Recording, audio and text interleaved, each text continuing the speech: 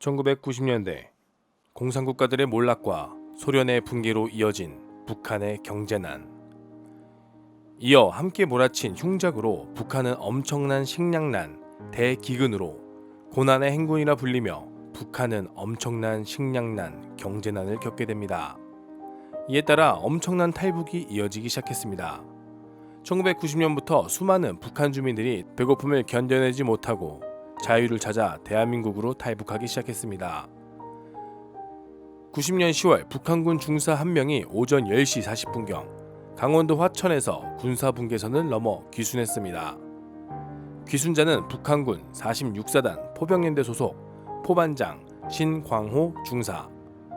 신광호는 황해북도 출신으로 북한군 1군단 46사단 포병연대 중사로 복무 중 24살의 나이로 1990년 10월 20일 강원도 화천을 통해 대한민국으로 귀순했습니다.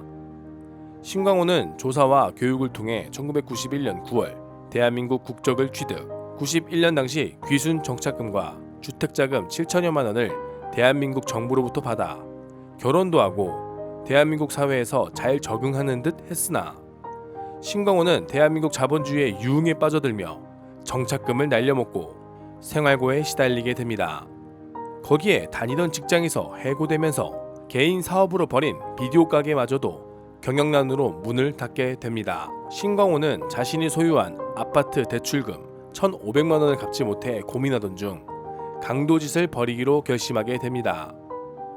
1995년 9월 13일 밤 충주댐 근처에서 데이트 중이던 20대 커플에게 공기총으로 위협하며 금품을 빼앗으려 했고 이에 저항하자 공기총을 발사해 부상을 입히게 됩니다.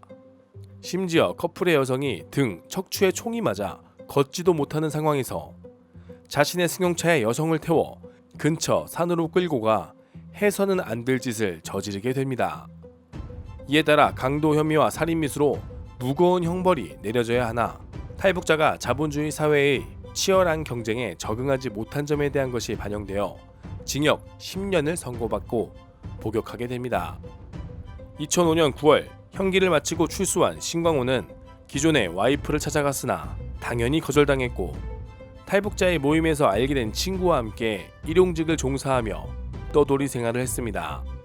그러던 중 동해시에서 오징어 어선 선원으로 일하기 위해서 동해시로 향했고 동해시 인근 닭갈비집에서 술을 마시던 중 식당 여주인과 함께 마시게 되었는데 처음에 신광호는 강원도가 고향이라고 이야기했다가 대화가 깊어지면서 탈북자라고 고백하게 되었고 식당 여주인은 너 간첩이냐? 어떻게 부모를 버리고 올 수 있느냐? 라고 묻자 신광호는 지금까지 남한에서 살아오면서 부모를 두고 탈북했다는 것에 심한 내적 트라우마가 있었는데 그 일분이 격분해 그 자리에서 식당 여주인을 폭행하고 이어서 목을 졸라 살해하게 됩니다.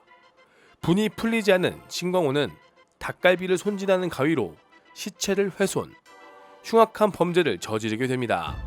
당시 재판부는 신광호는 강도살인 미수죄로 10년형을 선고받아 형기를 만료하고 출소한 지 단 1년도 되지 않아서 범죄를 저질렀고 잘못을 뉘우치지도 않고 개선하는 모습을 보이기는커녕 더 찢어 죽이지 못한 것이 아쉽다 라고 말하는 등 사람의 생명을 함부로 생각하는 것이 내재되어 있다고 판결.